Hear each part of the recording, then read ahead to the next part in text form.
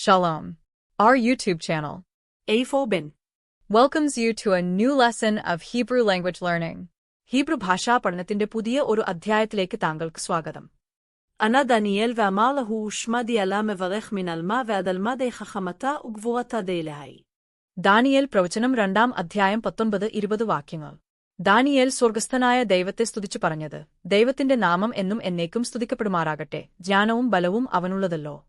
Book of Daniel chapter 2 verse 20. Daniel answered and said, Blessed be the name of God forever and ever, for wisdom and might are his. അനെഹ് എന്ന എബ്രായ ക്രിയ അടിസ്ഥാനപരമായി ഉത്തരം നൽകുന്നതിനെയോ പ്രതികരണം നടത്തുന്നതിനെയോ സൂചിപ്പിക്കുന്നു. അന്വേഷണത്തിന് മറുപടി നൽകുക, തെളിവുകൾ കൈമാറുക അല്ലെങ്കിൽ പാട്ടുകൾ അവതരിപ്പിക്കുക എന്നിങ്ങനെയുള്ള വൈവിധ്യമാർന്ന സാഹചര്യങ്ങളിലാണ് ഇതിന്റെ ഉപയോഗം. ഘടനാപരമായ അല്ലെങ്കിൽ അർത്ഥവത്തായ സന്ദർഭത്തിനുള്ളിൽ ഇടയ്ക്കിടെ സംസാരിക്കുന്ന മറുപടി അല്ലെങ്കിൽ ഇടപെടൽ എന്ന ആശയം ഈ പദം നൽകുന്നു. മേലുദ്യോഗസ്ഥനോട് മറുപടി പറയുമ്പോൾ ബഹുമാനത്തിന്റെയോ അനുസരണത്തിന്റെയോ തോന്നൽ ഇതിന് നിർദ്ദേശിക്കാനാകും. ഖൽ സ്റ്റെമിൽ ഒരു പുല്ലിംഗ് ഏകവചനമായി കാണുമ്പോൾ ക്രിയ പൂർത്തിയാക്കിയ പ്രവർത്തനത്തെ സൂചിപ്പിക്കുന്നു. The Hebrew verb ane, fundamentally, signifies to provide an answer or to make a response. Its usage spans diverse situations, such as replying to an inquiry, delivering evidence, or even performing songs. The term conveys the concept of a spoken reply or interaction, frequently within a structured or meaningful context. It can furthermore suggest a feeling of deference or obedience when replying to a superior. When found in the Kal stem as a masculine singular participle, the verb indicates a completed action. Noun proper masculine singular. ദൈവം എന്റെ ന്യായാധിപനാണെന്ന് Daniel സൂചിപ്പിക്കുന്നു. ഈ പേർ പ്രാഥമികമായി എബ്രായ ബൈബിളിലെ ഒരു പ്രമുഖ വ്യക്തിയായ ദാനിയേൽ പ്രവാചകനെയാണ് സൂചിപ്പിക്കുന്നത്. അദ്ദേഹത്തിന്റെ ഉറച്ച വിശ്വാസത്തിനും പ്രാവചനിക ഉൾക്കാഴ്ചകൾക്കും വേണ്ടി ആഘോഷിക്കപ്പെട്ട ഈ പേര് ദൈവത്തിന്റെ പരമോന്നത അധികാരത്തിലും നീതിയുക്തമായ വിധിയിലും ഉള്ള വിശ്വാസത്തെ ഉൾക്കൊള്ളുന്നു. It's a singular masculine proper noun. Daniel signifies God as my judge, and this name primarily designates the prophet Daniel, a prominent figure in the Hebrew Bible. Celebrated for his steadfast faith and prophetic insights, the name embodies a belief in God's supreme authority and equitable judgment. Warmer എന്നതിനർത്ഥം പറയുക അല്ലെങ്കിൽ സംസാരിക്കുക എന്നാണ്. അത് വാ എന്ന സംയോജനത്തിൽ ആരംഭിക്കുന്നു, അതിനുശേഷം അത് ഖൽ പാർട്ടിസിപ്പിൾ മസ്കുലർ സിംഗുലർ രൂപത്തിൽ ആണ്. ദാനിയേലിന്റെ സ്തുതി ദൈവത്തിന്റെ വെളിപ്പാടിനോടുള്ള നേരിട്ടുള്ള പ്രതികരണമാണെന്ന് വാമർ പ്രയോഗം ഊന്നിപ്പറയുന്നു. ഇത് ഒരു നിർണായക നിമിഷത്തിൽ ഒരു പ്രത്യേക പ്രഖ്യാപനമാണ്. അമർ എന്ന എബ്രായ ക്രിയ പഴയ നിയമത്തിൽ 5000-ലധികം തവണ പ്രത്യക്ഷപ്പെടുന്ന ഏറ്റവും കൂടുതൽ ഉപയോഗിക്കപ്പെടുന്ന പദങ്ങളിൽ ഒന്നാണ്. പറയുക അല്ലെങ്കിൽ സംസാരിക്കുക എന്നാണ് ഇതിന്റെ പ്രാഥമിക അർത്ഥം. Wamer means and said, it starts with conjunction wa, and after that it is in the Kal form, participle masculine singular. The use of wamer emphasizes that Daniel's praise is a direct response to God's revelation. It's not just a general sentiment, but a specific declaration at a crucial moment. The Hebrew verb amar is one of the most frequently used words in the Old Testament, appearing over 5,000 times. It primarily means to say or to speak. Leheve എന്നത് ഖൽ രൂപത്തിലുള്ള ക്രിയയാണ്. ഇത് imperfect third person masculine singular ആണ്. ഹവാഹ് എന്നത് അതിന്റെ മൂലപദമാണ്. Hebrew ക്രിയയായ ഹവാഹ് എന്നത് ഉള്ളതിന്റെ അല്ലെങ്കിൽ ആകുന്നതിന്റെ അവസ്ഥയെ സൂചിപ്പിക്കാൻ ഉപയോഗിക്കുന്നു. ലെഹവയുടെ അടിസ്ഥാന വിവർത്തനം ടു ബി അഥവാ ലെറ്റ് ഇറ്റ് ബി എന്നാണ്. ആധുനിക ഹീബ്രുവിൽ ലിഹിയോത്ത് എന്ന ക്രിയയുടെ ടു ബി എന്നർത്ഥം വരുന്ന ഇൻഫിനിറ്റീവ് രൂപമാണ് സാധാരണയായി ഉപയോഗിക്കുന്നത്. എന്നിരുന്നാലും ലെഹവെ പോലുള്ള പഴയ രൂപങ്ങൾ ആത്മീയവും പരമ്പരാഗതവുമായ സന്ദർഭങ്ങളിൽ അവയുടെ പ്രാധാന്യം നിലനിർത്തുന്നു. Liave is verb in the Kal form, and it is an imperfect third-person masculine singular.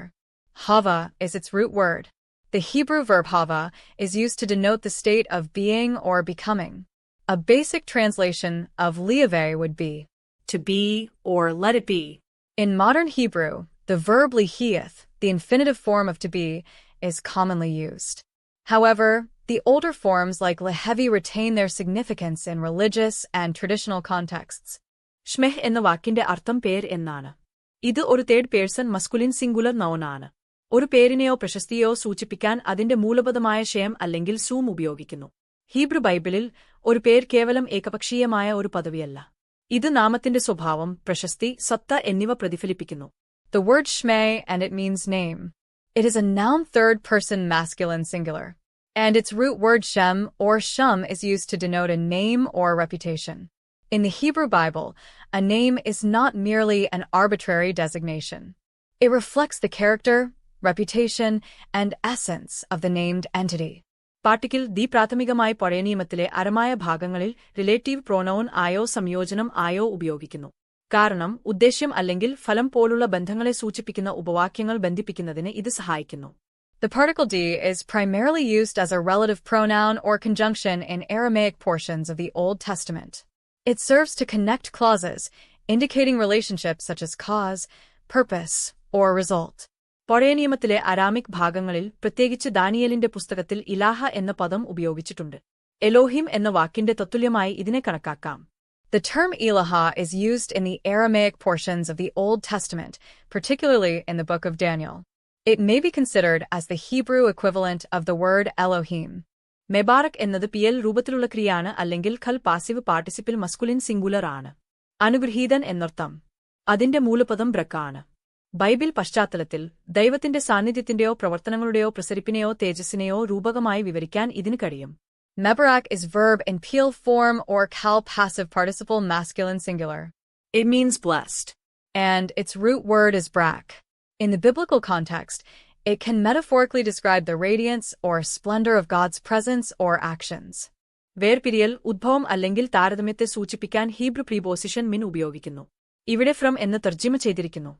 ആലം എന്ന എബ്രായ ക്രിയയുടെ അർത്ഥം മറയ്ക്കുക എന്നാണ്. ഭൗതികമായോ രൂപകമായോ എന്തെങ്കിലും മറയ്ക്കുന്ന പ്രവൃത്തിയെ വിവരിക്കാൻ വിവിധ സന്ദർഭങ്ങളിൽ ഇത് ഉപയോഗിക്കുന്നതായി കാണാം. ഈ സന്ദർഭത്തിൽ ആരമാഹ് എന്നാൽ എന്നേക്കും അഥവാ ഫോറെവർ എന്നു അർത്ഥമാക്കുന്നു. The Hebrew preposition min is used to denote separation, origin, or comparison. The Hebrew verb alam primarily means to conceal or hide.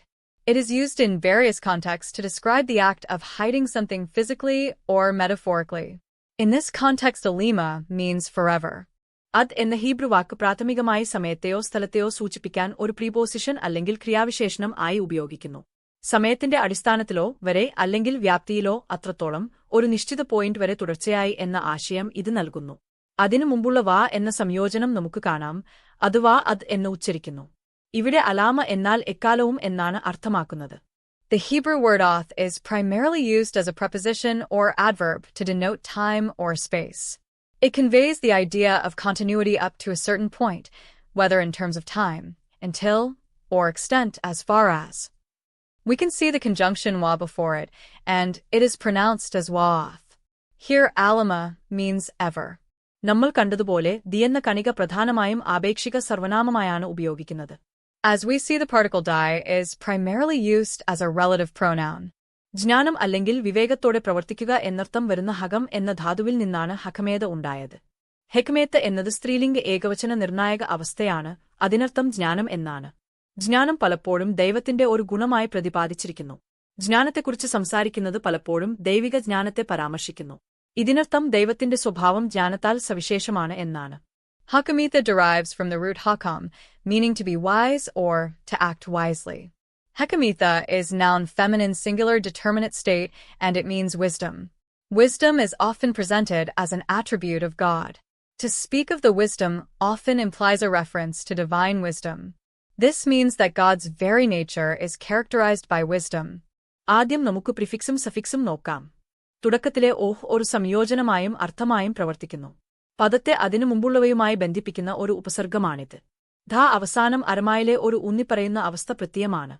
ഇത് നാമത്തിന്റെ ഒരു നിശ്ചിത രൂപത്തെ സൂചിപ്പിക്കുന്നു. അത്യന്ത ശക്തിക്ക് സമാനമാണ്. രണ്ടാമതായി ഗെബുർഹ എന്ന എബ്രായ പദം പ്രാഥമികമായി അത്യന്ത ശക്തിയെ സൂചിപ്പിക്കുന്നു. ദൈവത്തിന്റെ ശക്തി, യോദ്ധാക്കളുടെ വീര്യം അല്ലെങ്കിൽ രാജ്യങ്ങളുടെ ശക്തി എന്നിവയെ വിവരിക്കാൻ ഇത് പലപ്പോഴും ഉപയോഗിക്കാറുണ്ട്. വിശാലമായ അർത്ഥത്തിൽ അത് ശാരീരികമോ ധാർമ്മികമോ ആത്മീയമോ ആയ ഏതെങ്കിലും തരത്തിലുള്ള ശക്തിയെയോ സൂചിപ്പിക്കാൻ കഴിയും. അതിനാൽ ഒഹ് ഗെബുർഹത്താഹ് എന്നത് വാഹ് എന്ന സംയോജനവും ഗെബുർഹത്താഹ് എന്ന നാമവും ചേർന്നു വരുന്നതാണ്. അക്ഷരാർത്ഥത്തിൽ അത്യന്തശക്തിയാണിത്. Firstly, we can look at the prefix and suffix. The u at the beginning acts as a conjunction meaning and. This is a prefix that connects the word to what precedes it. The ending is an emphatic state suffix in Aramaic. This indicates a definite form of the noun, similar to the strength rather than just strength. Secondly, the Hebrew word geburha primarily denotes strength, might, or power.